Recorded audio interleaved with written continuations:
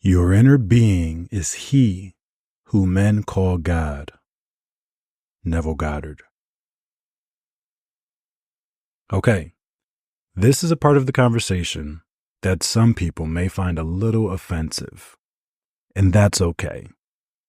The reason it's okay is because I recognize, and I hope you would recognize, that everything that I'm sharing, it's not the truth. I'm merely sharing it as my understandings. You don't have to accept it. You don't have to shape your entire world to it. What I want you to do is take what's for you and leave the rest.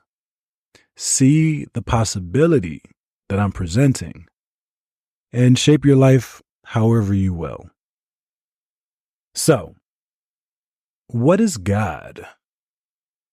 All right, this is a conversation that humanity has been having for literally millennia. Who is God? What is God? Is there a God? Personally, I grew up inside of the Christian church. I was born to a Pentecostal family. And eventually I grew up and decided that, you know what, I didn't want to do that anymore. So I became a Reformed-ish Baptist. And then I got to a point where I said, hold up, but I didn't want to do any of it anymore. And I left church completely. But in that time, I never left God.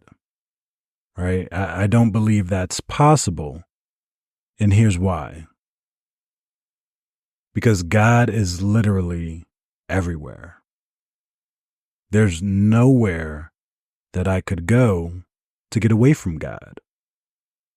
Now, some of you are here now is, well, DA, that sounds awful Christian of you, right? It sounds like that verse in the Bible where the writer said, you know, where can I go to get away from your presence? I go to the highest mountain or the lowest valley. Yeah. And that's true because whether it's the Bible, whether it's the Quran, whether it's the Book of Mormon, whether it's just the Torah, all holy books, right? You can get the Bhagavad Gita and all the Eastern texts, right? Lao Tzu's writings and the Tao Te Ching. All spiritual texts resonate at the level of truth. I'm going to say that again. All the spiritual texts resonate together on the level of truth. But humanity, for the last few thousand years, has only been focused on the disjointed disharmony, right? We focus on distinctions and separations. We focus on what makes us unique. And you know what that is an expression of? Our egos. Yes, the ego is necessary. Yes, the recognizing ourselves as an individual is essential to survival in this 3D world. However, beyond that, it does not serve us to continue to see separation. Separation, as they say in the Eastern philosophies, separation is an illusion. Shoot, Jesus even recognized that separation is an illusion. How did he say that? Well, first of all, he had the recognition that he and the Father were one. And when I say the Father, when I talk about God, because that's what this chapter is about, right? Who is God? What is God? Why are we even talking about this? Because it is essential to establishing our foundation of the element, the essential nature of what thought is. So we need to go here. So Jesus, in recognizing his oneness with the Father, right? What is the Father? The Father is the source of all life. Or when we think about it, it's God, right? God the Father. But how many of y'all know that God is not God's name? There's that. So when Jesus recognizes, hey, I'm one with the Father, what is he saying in essence? It's not that, you know, he's not saying that he's so connected with God the Father as a person and individual He's not saying that he's so connected that, nobody else can replicate that sort of connection. He said, I and my Father are one. He wasn't necessarily speaking about a unique quality that he had and only he could possess. No. What I believe and understand he was doing was saying that, hey, I am one with all that is. Literally everything and everyone. I am united with them. There is no separation between them or I. Because separation is an illusion. Separation is what we harp on to make ourselves special. And if anybody could have made themselves special, it could have been Jesus. It could have been Buddha, right? These ascended masters that we continue to speak about thousands of years after they've left the physical realm. It's no secret. It's no wonder why we continue to speak of them and debate about them and propagate their teachings. It's because their connection to the source of all that is resonates with something in all of us. Even for the atheists who don't believe in anything, there's still something that they resonate with. Yeah, they may not agree with all the dogma and doctrine, right? They may not agree with all the implications of the teachings, but the principles, right? Love your neighbor as you love yourself. Love God above all, right? Everybody would say, oh yeah, it's important to love yourself. And again, those atheists may disagree with the whole loving God thing, but how many people would disagree, or how many people would say, oh yeah, I'm supposed to hate myself, right? No, they wouldn't do that. Not a knowing individual, not a person who has understanding. Because what I know is that to love God, to love others, is to love yourself. That is the essential key to all of this. So, God is literally everything and everyone. How is this so?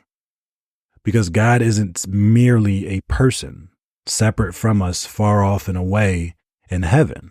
No. God is the ever-present power and presence behind and through all of life. God is literally the active life force energy that undergirds and supports everything. If you study quantum physics for 5 minutes at a level at which you can understand, you'd see that they say that literally everything is made up of quantum particles, right? Subatomic particles, just bundles of energy that are constantly moving and moving in ways that we still can't fully comprehend. So at the deepest of levels that we can observe, whether it be hard, solid physical matter like a table, or even molecules of air, everything is made up of the same stuff. And that's whether you're looking at it here on Earth or even out in space. The same elements that are literally inside of stars are inside of you and I. God is literally everything, everywhere. That's how we can say that God is infinite, right? That's the reason why we can say that. And it's not merely pointing to God as being infinite in time, right? Because people say, oh, God is, he's always been there. He always will be there, right? He's the beginning and the end. It's not just about time, because you don't have time if you don't have space. And so God needs to be infinite in time and space. What does that mean? That there is not a square centimeter anywhere in the universe where God is not. If God is going to be infinite, and I believe most religions will teach that, right? That God is infinite and always has been, always will be. God does not change. What we're talking about are elementary principles, right? We're talking about those things that make the infinite what it is. And so God is a presence, God is a power, not a personality, is infinite, and God is intelligent. The New Thought writers of old said that we live and operate through this infinite intelligence, and that there's literally all around us, even in the spaces we call empty, right? Between you and the next individual, between you and the next object, all of that space is filled with God. And what they would tell us is that space, that God energy, right? That infinite mind is conscious, it's active, and we can impress upon it what we desire, and it will manifest into physical reality. Now, there is a caveat to this. There is a means by which and through which everything is created. Right? This is how God creates. And this is sort of like the first gem I want you to be able to take away from this, right? God creates by becoming its creation. When God said, "Let there be light," God became the light. How do I know this? Well, if we're reading the Bible, it's, first of all, that's what it says, right? But then understanding, okay, our understanding of what the infinite is, the infinite cannot act in an illogical way. The infinite will not act beyond reason. And when I say that, I mean reason on a cosmic scale, because we're dealing with spiritual matters in this regard. And so, yes, there will be elements that our finite understandings do not fully comprehend. But to say that God created everything from nothing, I believe, is inaccurate. God didn't have to create everything from nothing. All God had to do was create with what God had. And what did God have but itself?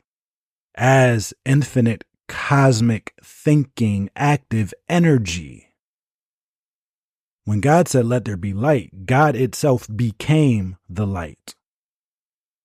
When God made the stars and the planets, the sun and the moon, the earth, the water, the grass and the trees, God became those things.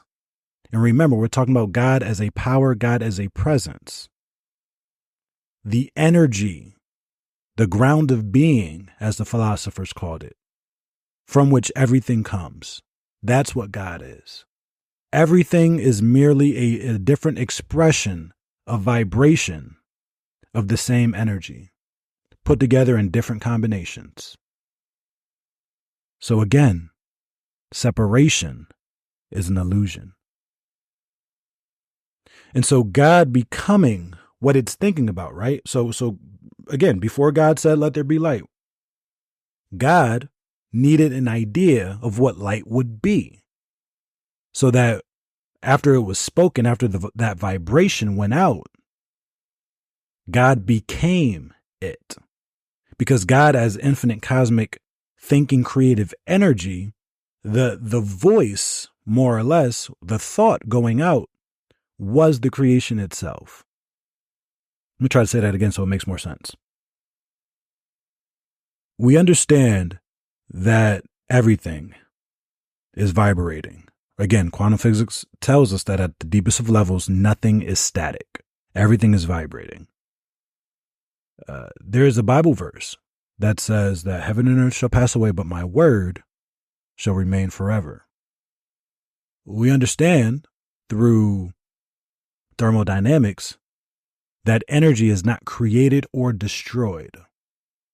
So everything that is here, in essence, right, in essence, has always been here.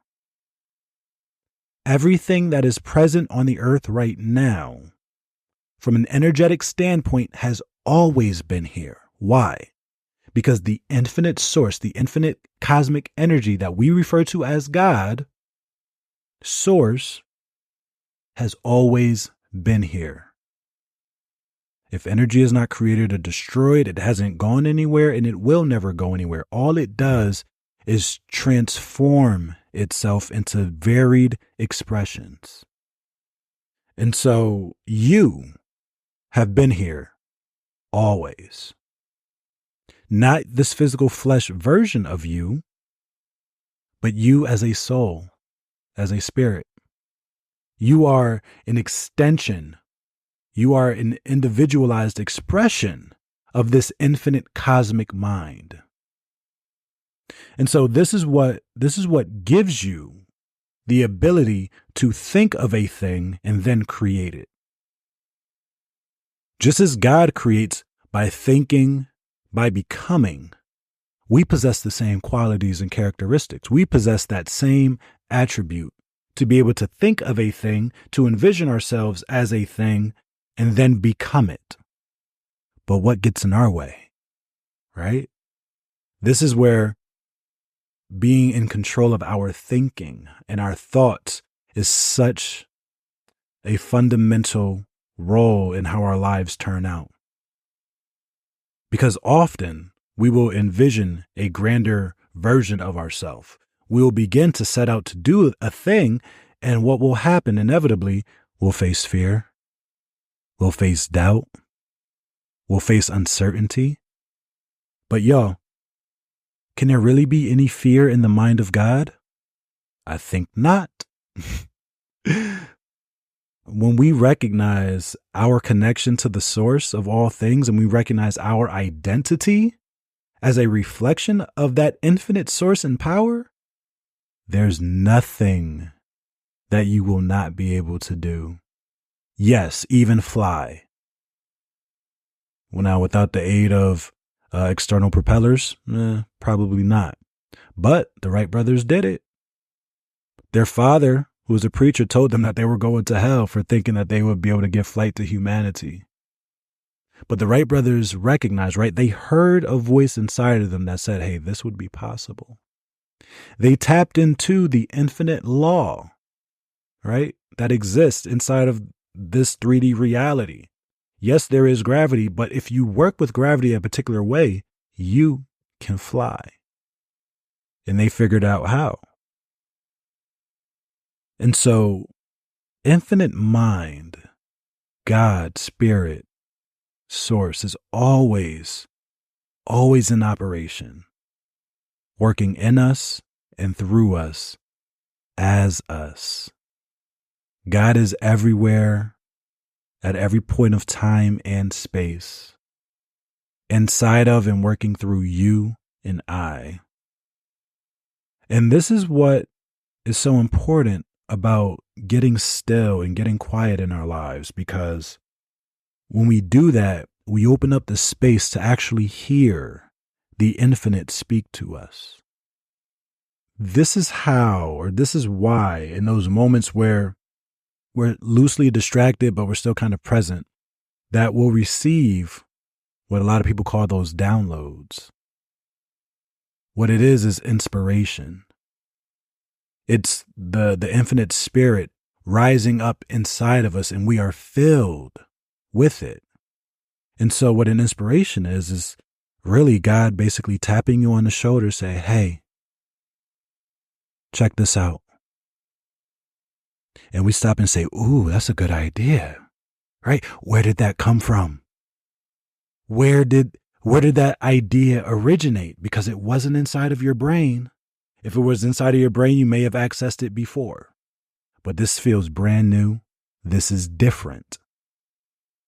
Divine inspiration is constantly around us and always happening. And the more we tune into it and the more we live from it, the more we bring out into the world, the more we open up that flow and that channel to receive from this infinite mind. Because again, life is not happening simply in the world outside of us, and it's not taking place inside of our brains. But all of life is an expression of this one source. all of life is an expression of this one infinite mind that we call God. And it's you and it's me.